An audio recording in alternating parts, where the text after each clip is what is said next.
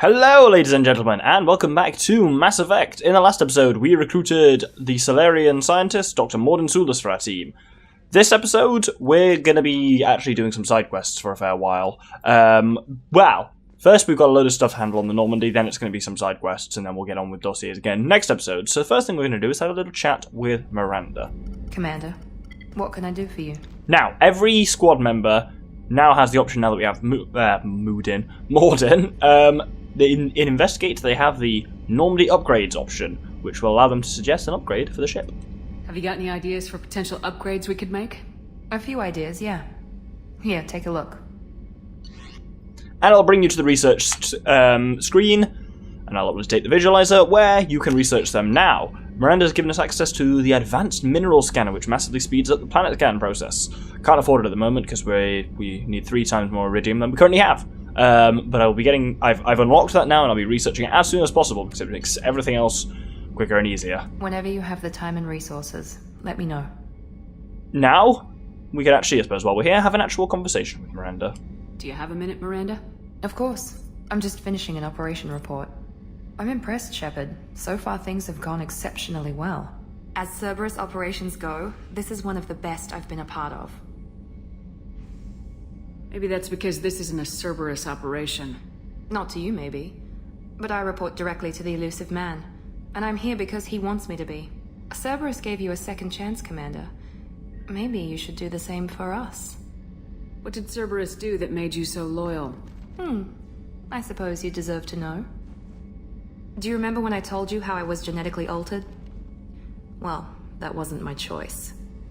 My father created me. He's a very influential man and extremely controlling. He didn't want a daughter. He wanted a dynasty. I ran away as soon as I was old and brave enough. I went to Cerberus because I knew they could protect me. You seem capable of defending yourself. Why did you need Cerberus? My father invested a great deal in his dynasty. It wasn't a matter of just leaving. I knew he would continue to pursue his investments. I assume that Cerberus approves of your enhanced abilities? Of course. Cerberus fully endorses anything that advances the cause of humanity. Genetic alterations included. But unlike my father and his own selfish reasons, Cerberus and the elusive man believe in a greater good. They see the bigger picture, and I feel like I have a purpose here. Talk about yourself like you're just a tool to be used by your father, by Cerberus. Maybe. I like to know where I fit in the world. It helps me find meaning in how I was created. You are who you are, Miranda. You don't need to make excuses for it. That's easy for you to say. We've both been engineered for greatness, Shepard. The difference is you were great before we rebuilt you. I'm great because of it. Your spirit and personality are what make you great. It's what makes anyone great. That's kind of you. I'm not sure I believe you, but thanks for saying it. Thanks for your time, Miranda. I'll talk to you later. Anytime, Commander. So, as you'll have noticed by now, every single squad mate has background and backstory that you can get into by talking to them. Miranda's, I find, one of the more interesting ones, because she has a very unique perspective on Cerberus and on everything as a kind of genetically engineered, perfect, kind of femme fatale human stuff. The whole femme fatale thing, I'll talk about that more later. That was negatively received upon the game coming out, because there's people basically said, yeah, she's an interesting character, but there's way too many butt shots of her, and, you know, they're not wrong. Anyway, last episode, while we were in the Afterlife Bar, we picked up a bottle of Cerise Ice Brandy for Dr. Jacquus. We can conclude that quest by returning it to her. How may I help you, Commander? I have a present for you, Doc. Ceres Ice Brandy? You didn't. Thank you. I always regretted not opening that original bottle when I still could. I won't make the same mistake again. Why don't we open this bottle right here, right now? You and me. You crack open the bottle. I'll get the glasses. I thought Alenko's biotic display might have broken Jenkins' back, but Jenkins pops up and yells, "That was awesome!" Oh, Jenkins. Soldiers like him make the Alliance great. Cerberus lacks the same enthusiasm. With your service record, you could have gotten a tour of duty on any Alliance ship. Why'd you really leave? Maybe it's less about leaving and more about staying. As a military doctor, I mostly treat people who are in bad shape. Often they die. And if I can help them, they move on. Either way, they leave. Don't you have any friends or family?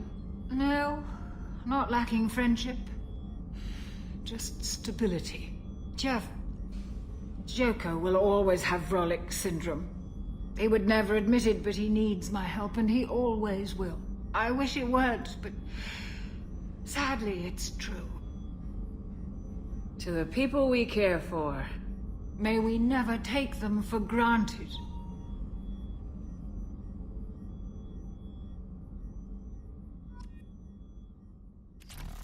Oh, and we are bevied after that, so we walk with a bit of a oh ho ho.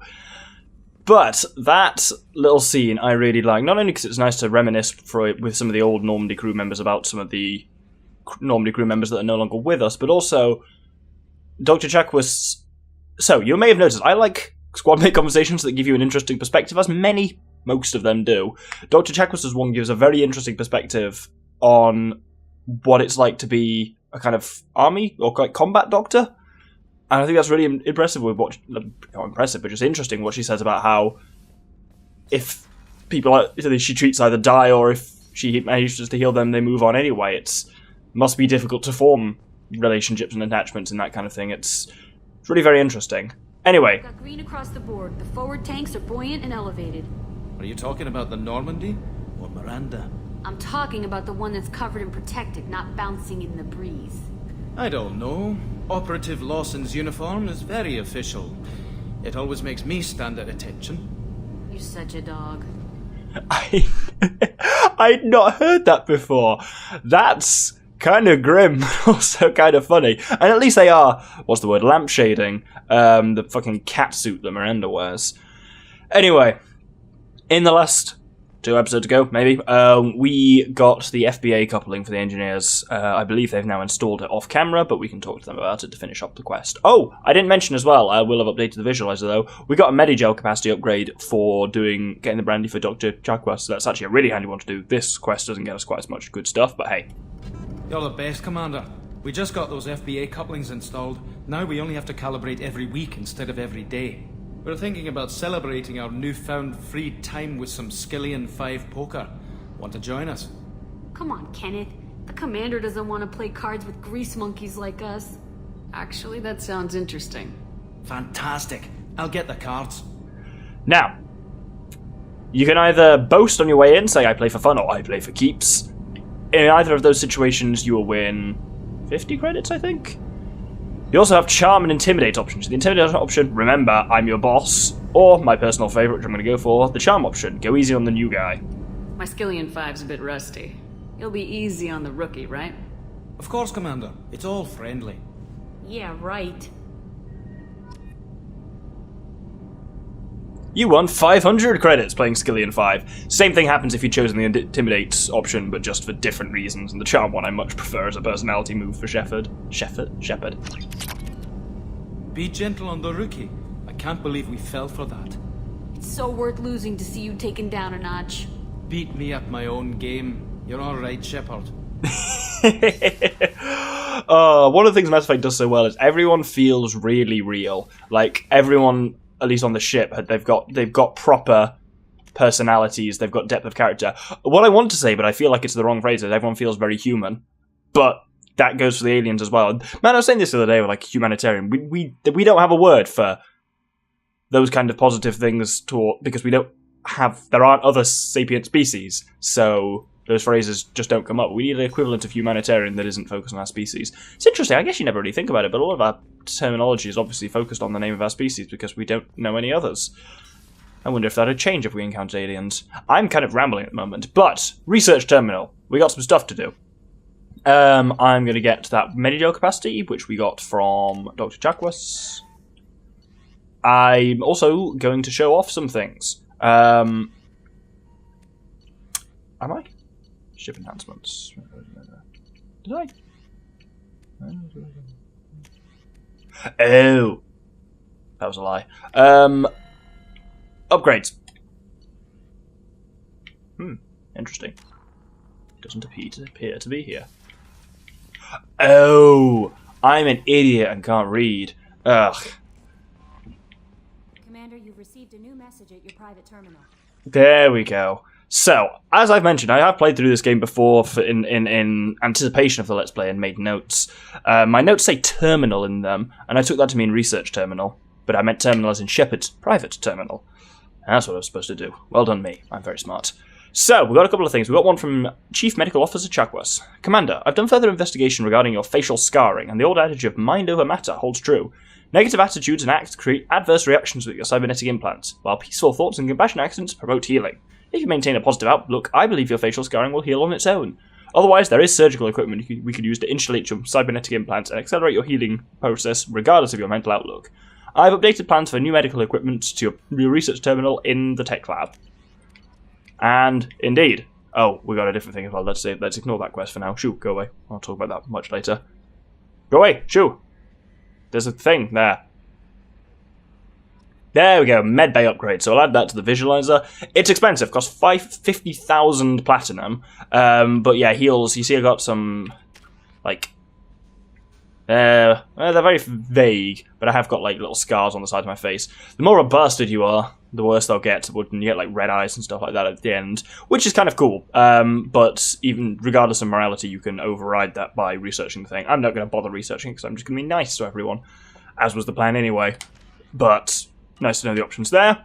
Secondly, I've added in some more DLC, which would like to give me a load of stuff about quests as well, and I'll come across that later.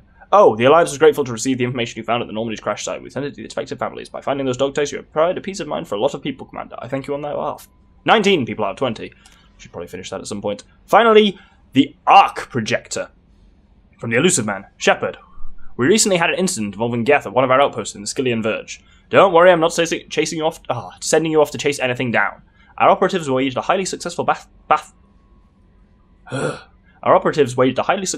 against a Geth scouting party, and credited their success to a new advanced electrical attack device that we finally let them take out of the lab. Since their unit has been reassigned for some rest and relaxation, I thought you should take custody of the weapon in the meantime. The weapon is called an arc projector. I sent it to the Normandy's armory so you can examine it yourself and use it if you deem worthy. It's gone through plenty of tests that indicate it overloads kinetic barriers and synthetic enemies particularly well, but laboratory demonstrations are a poor substitute for actual field reports. We know it works. Now we want to see what it can do in the right hands. If all goes well, you'll use your tactics to train other operatives. So that's a bit of DLC. It's free DLC, as far as I'm aware, and it didn't tell me anything, but I'll upgrade the visualizer now with the arc projector. It's a heavy weapon, and it's one of my favourites, and I love it. We've got two heavy weapons so recently. We got the missile launch at the end of the last episode, so I'll probably show that off first. But we'll see the arc projector in a couple of episodes' time. Anyway, it's been like 14 minutes, but time to actually, do some stuff for this episode. We need to go. Are we all probed and fueled up? We are. We need to go to the Hourglass Nebula, where you'll see there's Recruit the Convict going on. But we're not going to do that right yet. There's some other stuff we can do while we're in the Hourglass Nebula anyway.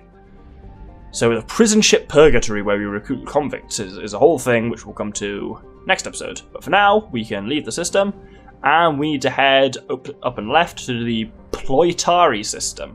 That's a really cool name to say. Ploitari. Fun. Anyway, if we come in, we need to go to this planet. So this is planet Xanathu, believed to be a post-garden world. Xanathu has large deposits of calcium carbonate in its sedimentary rocks, indicating it may have once had plate tectonics and even plant life. But if it's got calcium carbonate, almost surely that has to come from biological sources, doesn't it? Because it's like seashells and stuff. I suppose it can generate inorganically. Its swirling clouds and dust and snow may have occurred more recently and blocked out the sun, creating a mass extinction event. Its surface gravity is comfortable, and its temperature tolerable by most sapient species. Tolerable? Minus 16 Celsius? Tolerable if you live in Moscow, maybe. So there is an anomaly on the surface, and I'll get to that in just a sec, but first I'm just going to, as ever, scan the planet to at least reduce it down to moderate. Always worth doing on any planet, but beyond moderate, things aren't really worth it.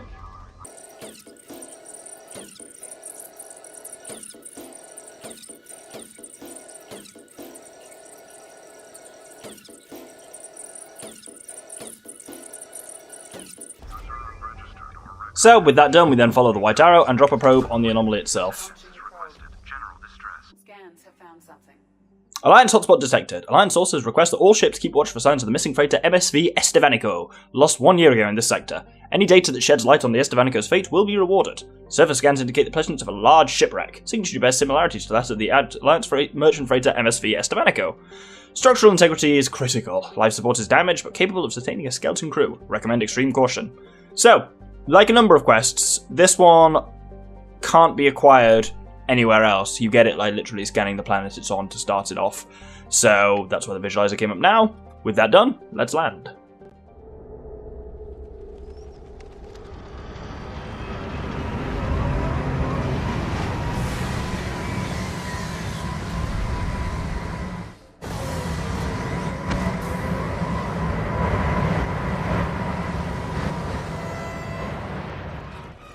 So, I thought Edie started talking, but apparently not. Welcome. It's likely that searching the wreckage would provide information about the Estevanico's final hours. Warning: disturbing the wreck could cause it to become unbalanced and fall over the cliff's edge. Of course, she starts talking the moment I say I thought she started talking here.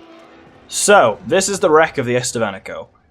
You can walk around it, and it seems like there's a lot of areas to explore, but there's actually pretty much one direct path through it. Anything else doesn't actually lead anywhere.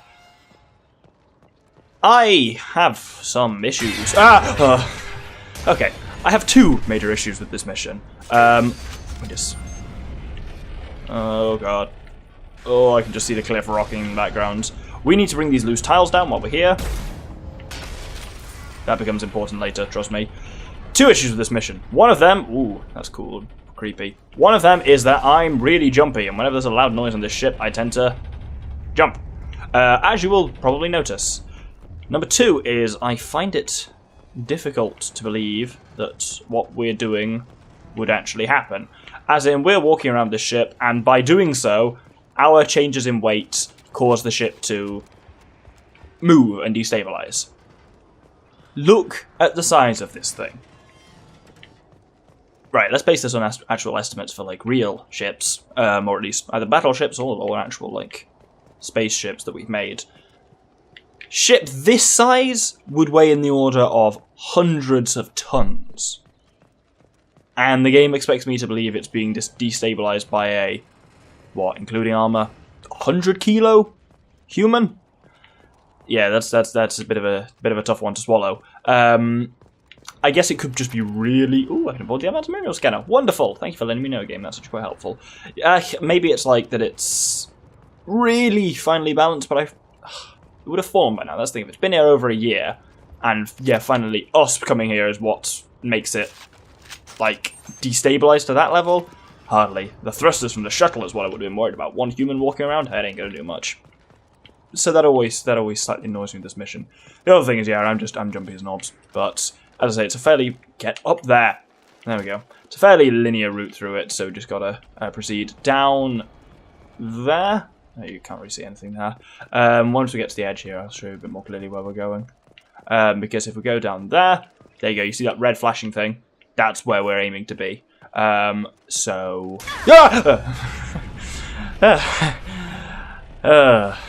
I hate this mission.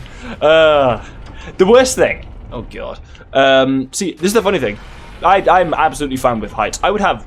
Okay, I would say no problem, but I wouldn't find this hugely difficult to do in real life. Partly because of the logic I just mentioned about how I don't think this would work or happen. But I'd have no real problem doing this like due to the heights. But worst thing about this mission, from a jumpy perspective, is that the kind of moment where it goes doing and you fall off and like it kind of What I was going to say is they happen at exactly the same points. They're not like random, they're scripted, so at the exact same physical point will trigger them. And even with that involved... Oh, this could be an interesting bit, I think. Oh, that was lucky. Even taking account of that, it still makes me jump every time. Even though I should be able to just learn and know where they're coming. No. Ugh. Anyway, we're nearly there now. Oh, that one I kind of felt coming because there was a bit of give first.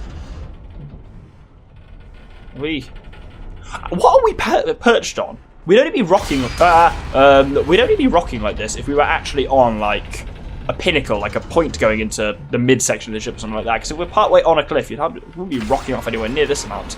Anyway, we got to the end of the ship. We got to the mainframe.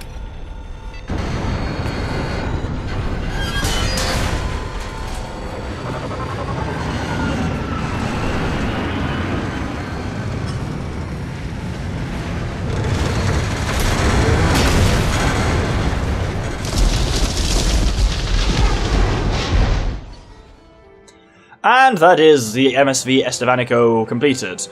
Yeah, my real risk, my worry would definitely be the downforce from the fucking shuttle's thrusters, because the shuttle will be heavy, so it's got to give a certain amount of thrust to stay airborne. That would be what I'd be worried about rather than the weight of Shepard. Anyway, let's head back to the Normandy. Commander, you've received a new message at your private terminal. So, this is always quite a nice feature of this game. A lot of the time, this is entirely optional, but most assignments will offer a kind of closure remark at your terminal. So this one, for example, gives us this from Dr. Richard Talos, Curator, Alliance Museum of Galactic Exploration, Earth. Commander Shepard, you have our thanks for recovering the data from the MSV Estevanico. The data shows that the ship was attacked and overrun by blood-packed mercenaries and Vorcha soldiers. According to the data records, this was the first Alliance crew to ever encounter the Vorcha. How frightened they must have been. We are sending salvage crews now to recover what you can for the museum. Thank you again for your dedication.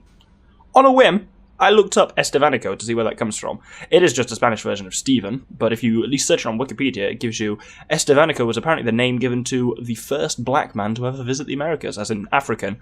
I think he may have been I think he's definitely at some point was a slave, and he basically got taken over to the New World, along with the Spanish. He was a Muslim, interestingly, but Spain had a rule where you weren't allowed to go to America unless you were Catholic, so he converted. And I think in the end he was killed by Mexican Indians. But, yeah, complete random aside that I ended up Googling while I was practicing for this, that just kind of stuck with me, is a mildly cool story. So, we also got, this is after doing the saving Professor Morden Sulis's apprentice.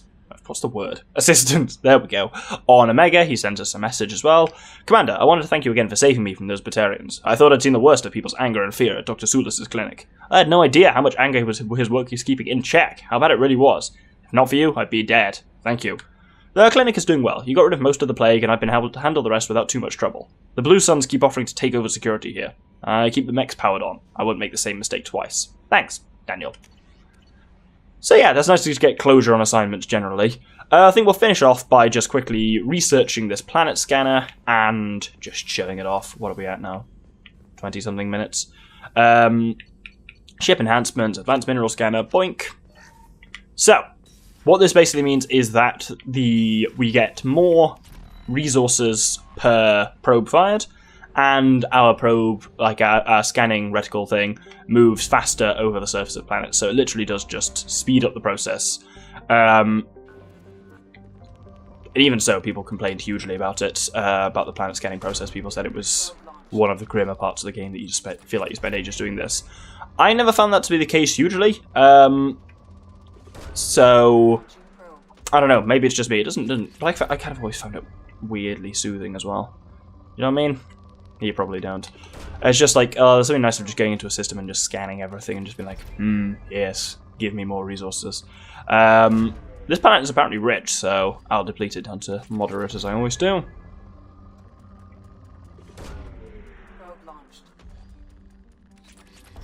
Oh, went straight from Mitch to moderate. No good in the middle.